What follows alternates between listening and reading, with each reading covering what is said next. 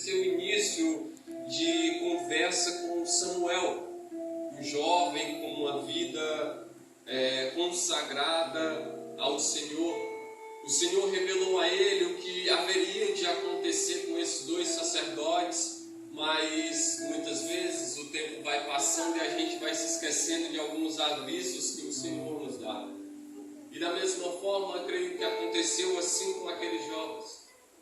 Vida continuou, vida que segue, eles continuam fazendo aquilo que não agrada ao Senhor. Em um certo dia, na batalha contra os filisteus, eles resolvem tratar a arca de Deus como algum objeto qualquer. Ora, aqui não está dando certo, traz a arca que dá certo. Ora, aqui nós não estamos prosperando, traz a arca que nós iremos prosperar. E dessa mesma maneira foi assim nessa batalha contra os filisteus. A batalha começou, o povo já tinha entristecido a Deus o suficiente, e Deus disse: é hora de castigar quem não me agrada. É hora de trazer o castigo a quem tanto eu aviso, mas não procura se consertar. É hora de eu colocar um fim no pecado que tanto tem me machucado. E assim eles achando que estão cheios de Deus, são o povo de Deus e que nada vai acontecer, vão para a batalha. Lá no meio dessa batalha começa a morrer gente, eles disseram: não. Quem sabe eles disseram: nós somos o povo de Deus, nós vamos conseguir. E morre mais gente, ele: não. Nós cremos que Deus age dessa mesma forma, quem sabe só com 300. Lembram lá de trás o que foi que aconteceu? Vamos para a batalha. E continua, e gente morre e nada acontece. Então eles chegaram a esse ponto: opa, o negócio aqui está complicado, vamos fazer o seguinte: traz a arca de Deus. Vamos trazer a arca de Deus, porque com a arca nós iremos vencer. E os irmãos bem sabem que a arca de Deus naquela época representava a presença de Deus no lugar. Primeiro, foram para a batalha sem ordenança divina, em meio ao pecado. Terceiro, sem a presença de Deus. Tinham tudo para dar errado e deu errado. Então aquele povo traz a arca de Deus. Mas de certo modo, como os irmãos bem sabem, não perceberam que a presença de Deus não estava mais com eles. Então trazer a arca de Deus para o meio da batalha foi para se envergonharem, pois os inimigos não, por um momento, baixaram a cabeça, mas logo mais levantaram a cabeça e marcharam contra Israel. E não só bastava matarem todos aqueles, eles também tomaram a arca de Deus. E o povo perdeu a batalha, sem saber o que tinha acontecido. A arca estava com eles, na mente deles. A presença de Deus estava conosco. Então o que foi que aconteceu? Por que perdemos a batalha se a presença de Deus estava conosco? Mas mal sabiam eles que a presença de Deus não estava conosco. E então sortudo, vamos dizer assim, que é a qual conseguimos ler agora, conseguiu fugir do meio do massacre, entristecido, rasgou suas vestes, jogou terra sobre sua cabeça, pois esse era um sinal de profunda tristeza naquela época. Chega para Eli, conta primeiramente para a cidade, logo após conta para Eli tudo o que aconteceu. Eli, perdemos a batalha, o povo morreu, teus 2 filhos foram mortos. Quem sabe ele se lembrou, a profecia se cumpriu. Meus 2 filhos morreram no mesmo dia. Mas aquilo, apesar de trazer tristeza ao coração de Eli, o mais pesado para ele foi saber sobre a arca. Imagino ele perguntando: meu filho, a arca saiu daqui para lá, agora me diz o que aconteceu com a arca. Estou triste pelo exército, estou angustiado pelos meus 2 filhos, mas o que aconteceu com a arca de Deus? E o homem conta: Eli, a arca foi tomada. Então você já, o Senhor, pesado, do impacto daquela mensagem, o susto, ele dá um pinote para trás. Os irmãos conhecem, os irmãos leem a palavra. Caiu, quebrou o pescoço e ali mesmo faleceu. Sua nora, ao saber da notícia, nós perdemos a batalha. Que triste. Meu marido morreu, misericórdia. E o que aconteceu com a arca? Foi tomada. O desespero da mulher foi tão grande que ela entrou em trabalho de parto. Oh, aleluia. E essa história nos traz a lembrança, algo importante para as nossas vidas. A arca de Deus, que naquele tempo representava a presença de Deus. E a presença de Deus em nossos dias, ela também tem um nome específico, chamada Espírito Santo. E todos nós também temos essa presença em nossa vida. Amém. Mas há momentos em que, devido às consequências de nossa vida, essa presença se afasta de nós. Há momentos em que, quando entristecemos o Senhor, também entristecemos o Espírito Santo, e essa presença, ela por um certo momento não está mais conosco. Aleluia. Mas infelizmente há muitos que não valorizam essa presença. Há muitos que não têm valorizado o Espírito Santo da forma que ele deve ser valorizado. E assim estão tratando o Espírito Santo da mesma forma que aquele povo em meio ao pecado tratava a arca de Deus. De uma maneira qualquer. Não tem tanta importância. É de utilidade para nós, mas para poder vencer a batalha. É de utilidade para nós, mas para podermos vencer dificuldades. Para poder que a porta venha a ser aberta. Para que a cura seja derramada, para que o milagre venha a acontecer, mas com a sinceridade que nós devemos tratar o Espírito Santo na nossa vida, muitas vezes não tratamos. E assim muitas pessoas têm continuado em meio ao pecado, dizendo: Deus é comigo, Deus está comigo. Muitas vezes tratam até de forma errada, dizendo: onde eu pisar a planta do meu pé, o Senhor irá me abençoar, em meio ao pecado, com intenções pecaminosas. Mas mal sabem essas pessoas que a presença de Deus nem está mais conosco.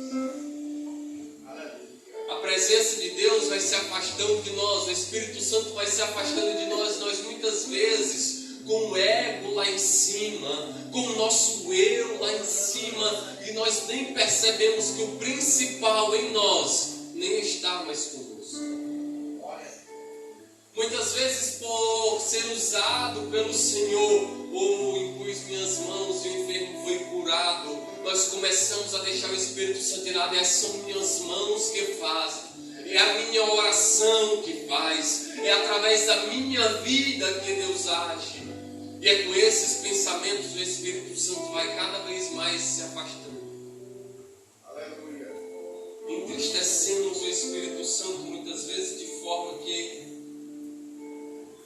E lá em Efésios capítulo 4, versículo 30, fala exatamente sobre isso. Aleluia. Não entristeçais o Espírito Santo, pois é com ele que nós estamos selados para o dia da redenção. Eu lhe pergunto, como você tem tratado o Espírito Santo? Como nós temos tratado o Espírito Santo na nossa vida? É Ele que está conosco, desde quando Cristo foi falado aqui.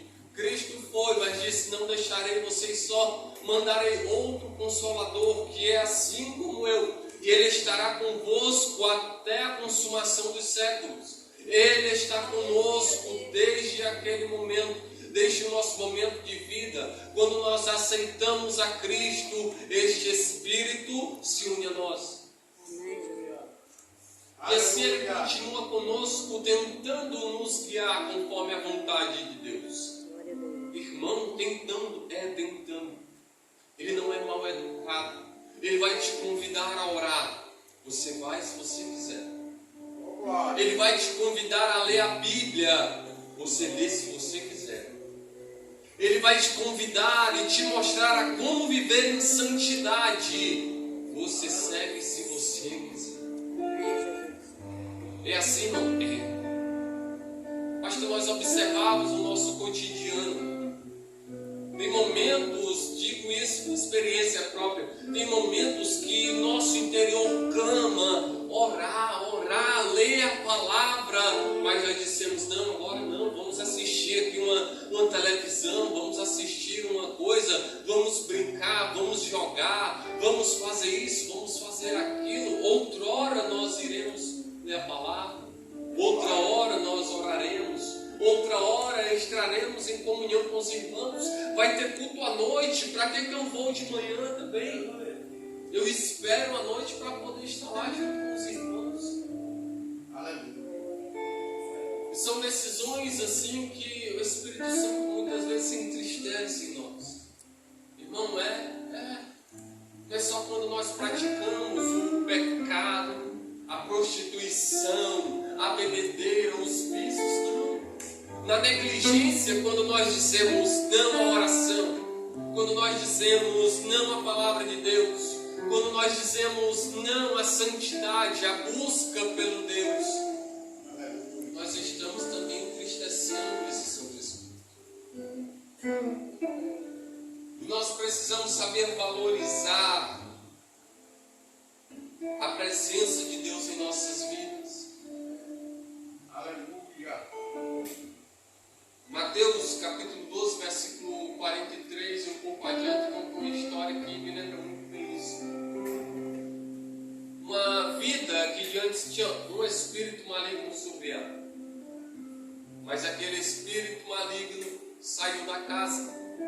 E eu meditando a respeito dessa passagem, o espírito maligno não vai simplesmente abandonar uma vida e decidir vagar por aí. Então algo falou ao meu coração. Não é porque ele decidiu sair, mas é porque um espírito mais poderoso do que ele entrou na casa e ele não tem opção, ele tem que sair. Mas nós observamos o contexto, a mensagem diz, e aquele espírito vagando, não encontrando outro local para morar, ele volta para aquela mesma casa, este mesmo corpo, e ele encontra vazio. Então, meditando nisso, eu percebi que então, não é questão de o Espírito Santo vir expulsar o espírito maligno e depois vai embora para deixar uma vida sem norte, sem direção. Não é assim. Glória a Deus. A palavra diz que o espírito maligno, quando volta, ele encontra a casa limpa, adornada, mas estava vazia. Eu pensava, meu Senhor, mas o porquê a casa está vazia? E me veio exatamente essa mensagem que agora estamos meditando, porque o Espírito Santo foi entristecido e ele não habita onde ele não é bem-vindo, ele não habita onde ele não é adorado, onde Deus não é adorado. Então ele se vai. Ou você acha que quando nós saímos da casa de Deus e vamos praticar algum pecado, o Espírito Santo está conosco ali? Não. Ele te dá um alerta. Para onde você está indo não é bom para você.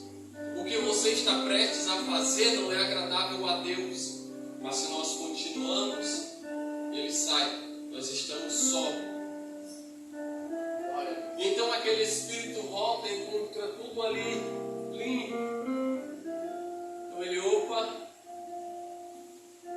o que estava aqui mais poderoso não está mais. Vou voltar sozinho? Não.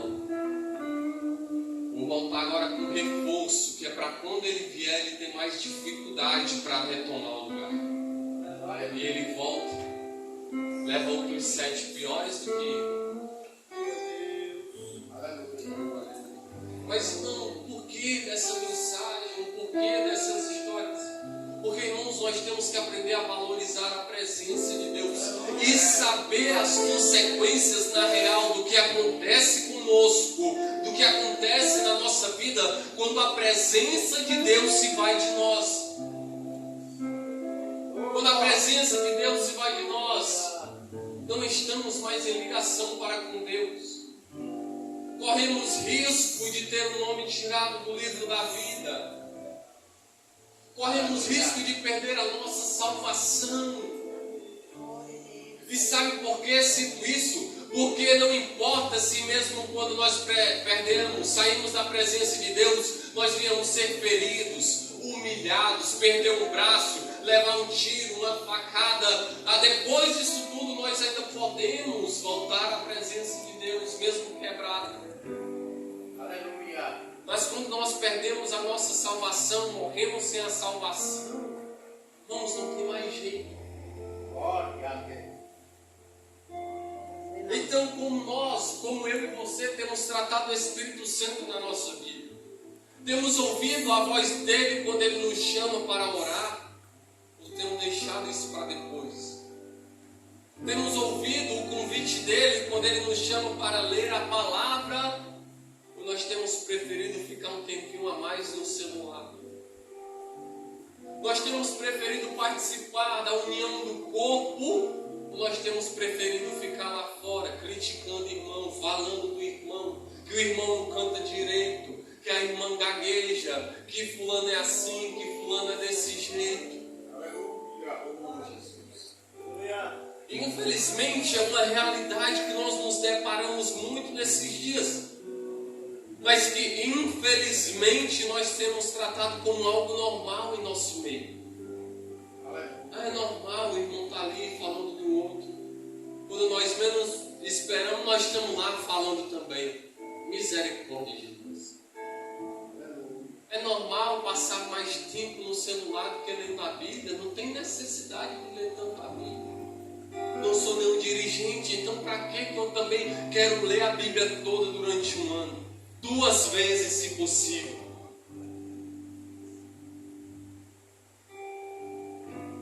Esses convites não são do dirigente, do seu pastor. Esses convites, quando clamam no teu coração, é o Espírito Santo sabendo aquilo que você realmente necessita. Então comece a atentar mais para a voz do Espírito Santo. Comece a deixar mais o celular um pouco de lado. Vai orar, vai ler a Bíblia. Começa a deixar mais a vida do irmão de lado. Te preocupa mais com a tua vida. Procura viver mais em santidade. Procura viver mais de uma forma que agrade a Deus. Aleluia. Aleluia. Mas chegamos ao ponto. Aleluia, Jesus. Alto da mensagem. Aleluia. Procure valorizar a presença de Deus na tua vida. É através dela, mas pode ser só você, o cristão, na sua casa. Mas se a presença de Deus, o Espírito de Deus for realmente contigo, não te preocupa que vem pai, que vem mãe, que vem filho, que vem familiar, vem primo, vem prima, vem tia, vem todo mundo. Mas para isso acontecer, a presença precisa ser valorizada. Nós precisamos tratá-la com a importância que ela tem. Aleluia. Se nós não temos, não valorizamos essa presença, não valorizamos esse Espírito Santo, então sabe o que acontece? A família toda pode ser cristã, mas se não valorizar o Espírito Santo, começa a sair um por um. Olha. Então, convite para nós, porque eu me incluo também nesse meio. Cada dia nós precisamos valorizar mais a presença de Deus. O convite para nós nessa manhã é que nesse ano de 2024 nós venhamos dar... Obrigado, pastor. Obrigado, irmã que trouxe. Deus abençoe. nós venhamos valorizar o Espírito Santo de forma que nós não valorizamos no ano passado. Sabe quando chega ali aquele momento de Natal, virada de ano, que nós olhamos para nós mesmos e falamos ou pensamos, eu não fiz como eu prometi que faria. Eu poderia ter orado mais, mas não orei. Eu poderia ter lido mais, mas eu não li. Eu poderia ter me consagrado mais, mas eu não me consagrei.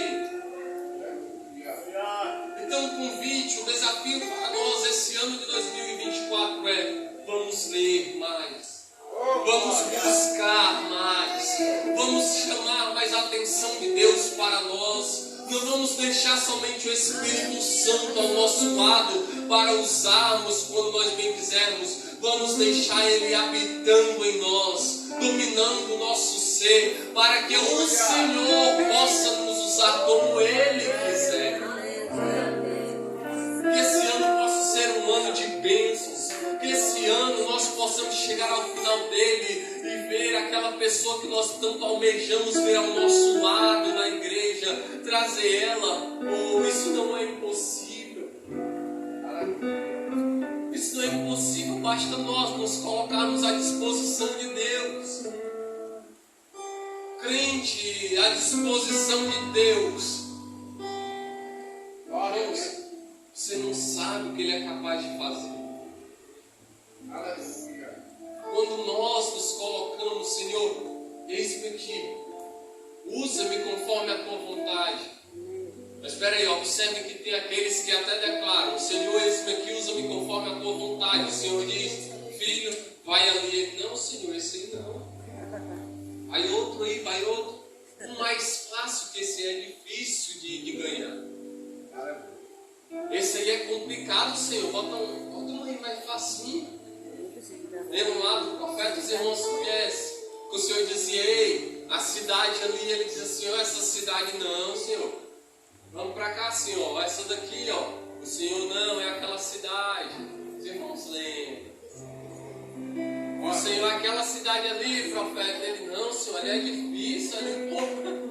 Senhor, tu não sabe não, ali o povo se vacilar, ele mata logo, Senhor. O Senhor não é aquela. Ele não, Senhor, bora por aqui. E o Senhor faz o seu reboliço. O peixe vem, pega o profeta, leva lá para perto onde o Senhor disse, imagina até a baleia falando, soltando o profeta dizendo, o Senhor disse que aqui, profeta, não tem jeito não, vai para lá. Não sejam como esse profeta. Os irmãos lembram do profeta? Teve 2 ou 3 músicos. Eu tem tanta gente que despreza os músicos, mas músico também conhece a palavra de Deus, né, profeta? Teve um certo dia, abrindo um parênteses aqui, teve um certo dia, foi lá no Cumbu, convidou os irmãos a abrir a palavra. Eu abri minha Bíblia, ele olhou para mim e disse, olha, aqui até a Bíblia um músico abre. Eu fico olhando assim, misericórdia. Para ver como tem muitos que não valorizam. Aleluia. Mas, voltando à mensagem, já para nós terminarmos, não quero tomar o tempo dos irmãos. Tem mais da presença de Deus, tem mais da palavra logo mais à noite. Quando nós fazemos que nem esse profeta, o Senhor, ou através da nossa vida, ou através de outra vida, Ele cumpre a vontade dEle. Mas a diferença é que quando nós desobedecemos a vontade, a palavra de Deus, a tendência para a nossa vida é ser algo triste, complicado.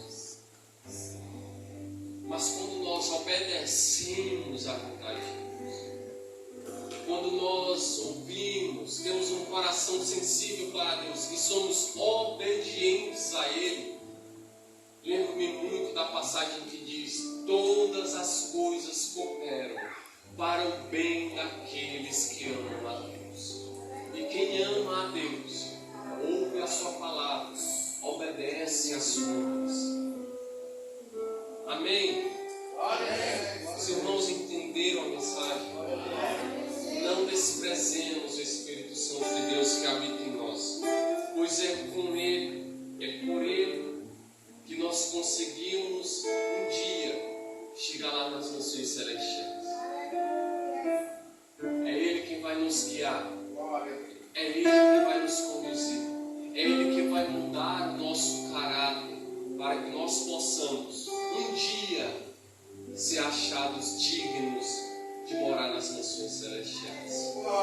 Então que esse ano de 2024 possa ser um ano repleto de bênçãos. Um ano onde nós venhamos viver milagres, prodígios, que nós venhamos presenciar aquilo que ao nosso ver parecia impossível, mas que para Deus é questão de instantes. Aqui eu agradeço a minha rica oportunidade e que nós possamos meditar nessa palavra, pois creio que o Senhor vai fazer grandes coisas na nossa vida.